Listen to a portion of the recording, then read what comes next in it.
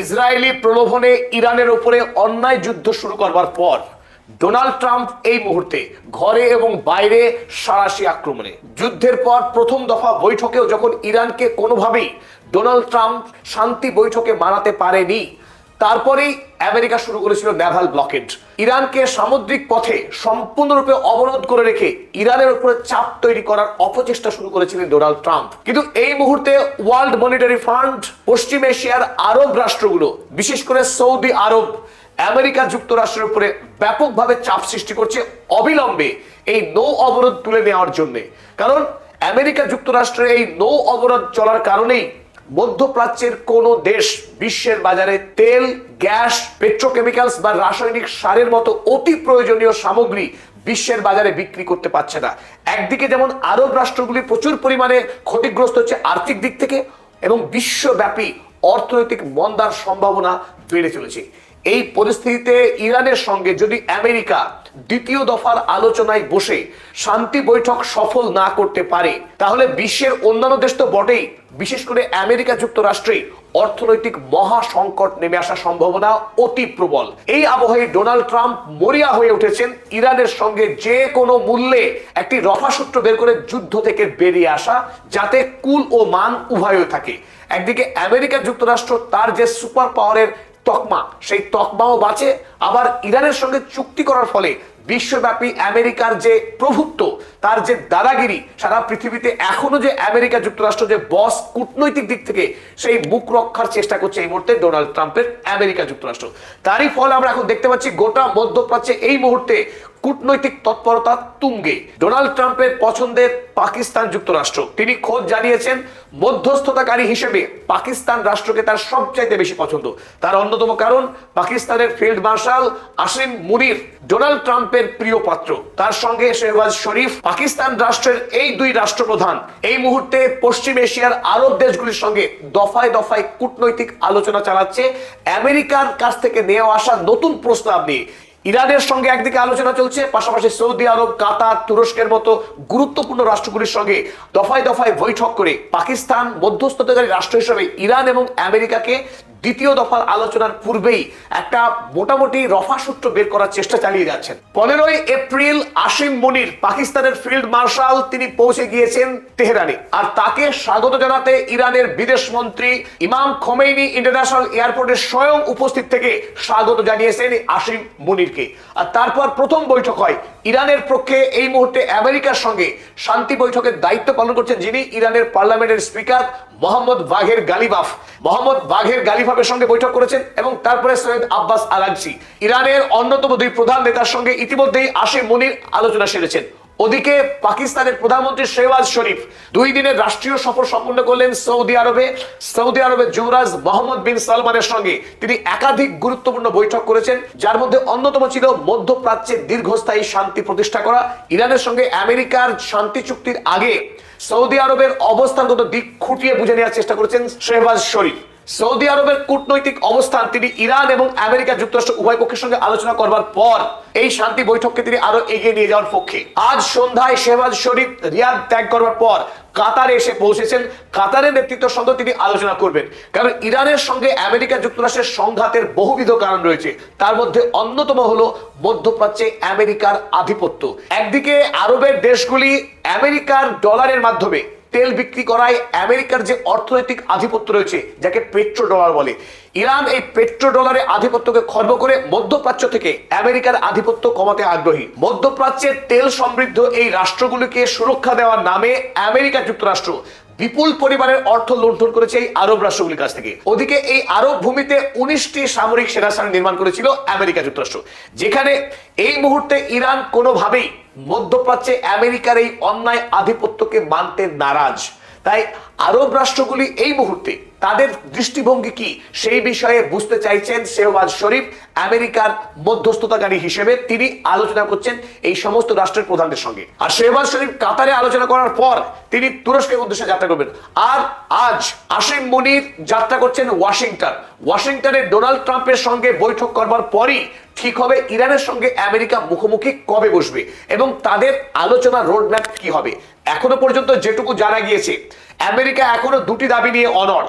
এক, হরমুজ প্রণালী ইরানকে খুলতে হবে, তবে পারস্য দেশগুলির সামুদ্রিক বাণিজ্যের ক্ষেত্রে একটা কোড অফ কন্ডাক্ট তৈরি করতে হয়েছে আমেরিকা, যার প্রধান শরিক হতে পারে ইরান, তাদের দাবি। ওদিকে ডোনাল্ড ট্রাম্পের দাবি মতে ইস্পাহানে ভূগর্ভস্থ যে এনরিচড ইউরেনিয়াম ছিল, B2 বোমারু বিমানে আঘাতে সেই ইউরেনিয়াম নাকি ভস্ম হয়ে গেছে, ছাই হয়ে গেছে।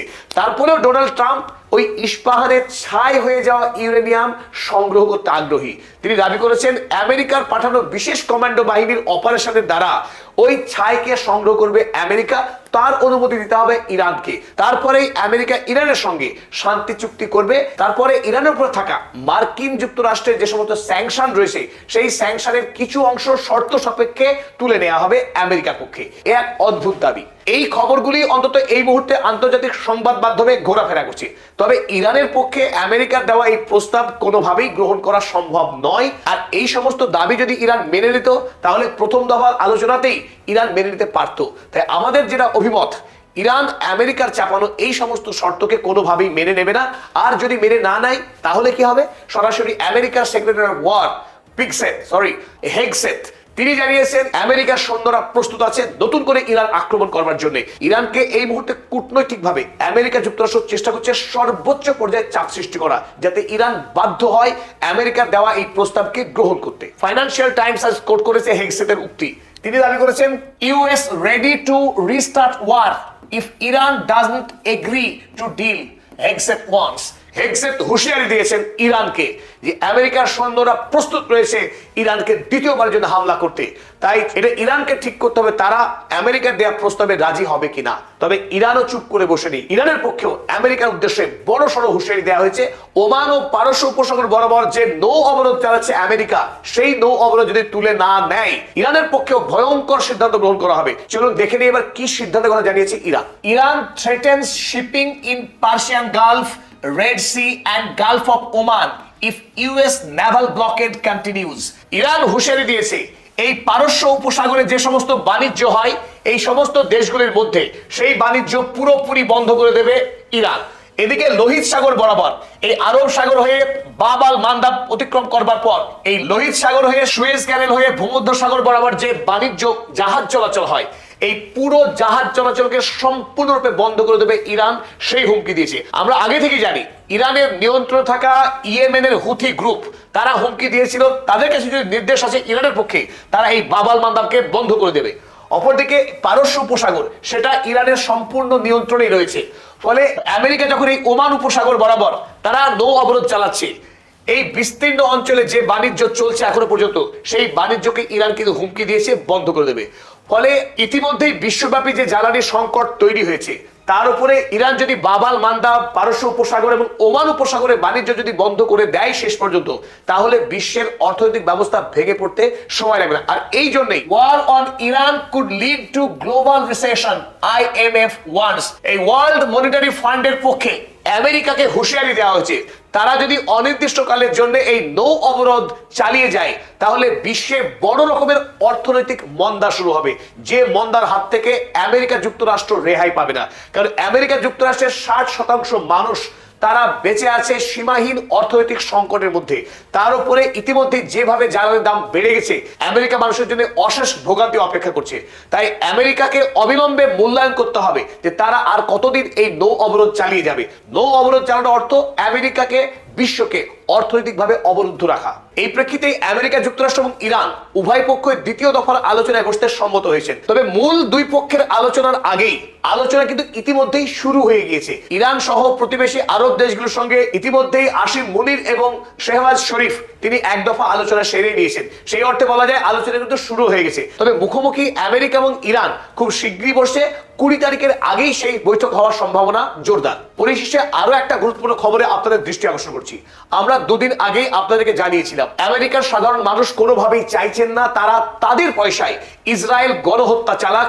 এই আবহে বার্নি স্যান্ডার্স 15 এপ্রিল অর্থাৎ পরশুদিন আমেরিকার সেনেটে একটি বিল এনেছিলেন, যে বিলের মূল কথা ছিল ইসরায়েল আমেরিকার কাছ থেকে এই মুহূর্তে বেশ কিছু বুলডোজার এবং 1000 পাউন্ড গোলা বারুদ কিনতে চেয়ে বিল পাঠিয়েছে। সেই অস্ত্র যাতে আমেরিকা কোনোভাবেই ইসরায়েলকে বিক্রি না করে, এই বিক্রি আটকাতে বিল এনেছিলেন বার্নি স্যান্ডার্স। আর তাতে নজিরবিহীনভাবে এই প্রথম ডেমোক্র্যাট দলের 85% সদস্য তারা ভোট দিয়েছে এই বিলের সপক্ষে। অর্থাৎ আমেরিকা যুক্তরাষ্ট্র কোনোভাবেই যেন ইসরায়েলকে এই অস্ত্র বিক্রি না করে, কারণ ইসরায়েলি সেনারা আমেরিকার কাছ থেকে কিনে নিয়ে যাওয়া এই বুলডোজার দিয়ে প্যালেস্টাইনের ওয়েস্ট ব্যাংকের বাড়িঘর ভাঙার কাজে ব্যবহার করবে। ইতিপূর্বে তারা তাই করেছে, হাজার হাজার বাড়ি গুড়িয়ে দিয়েছে ওয়েস্ট ব্যাংকে ইসরায়েলি আইডিএফ সেনা। তাই বার্নি স্যান্ডার্সের ডাকে আমেরিকায় এই প্রথম ডেমোক্র্যাট দলের 85% সেনেটার ভোট দিয়েছে ইসরায়েলের বিরুদ্ধে। যদিও এই বিল সেনেটে প্রত্যাখ্যাত হয়ে গেছে, অর্থাৎ ইসরায়েল অনায়াসেই আমেরিকার কাছ থেকে এখনো এই বুলডোজার বা গোলা বারুদ কিনতে পারবে, তাকে আটকানো যায়নি। কারণ ডেমোক্র্যাটরা এই মুহূর্তে সেনেটের সংখ্যা লঘু, তাদের সংখ্যাগরিষ্ঠতা না থাকার কারণে ডোনাল্ড ট্রাম্পের দল রিপাবলিকান যেহেতু সংখ্যাগরিষ্ঠ দল, তারা এই বিল পাশ করে নেয়। 40-59 ভোটে এই বিল বাতিল হয়ে যায়। তবে আমেরিকার জন্য একটা বড় সড়ো বার্তা, একটা সবুজ সংকেত তৈরি হলো যে আমেরিকার মানুষ এখন প্রবলভাবে ইসরায়েল বিরোধী হয়ে উঠছেন। আর সেই বিরোধিতা কেবলমাত্র সাধারণ মানুষের মধ্যে সীমাবদ্ধ নেই।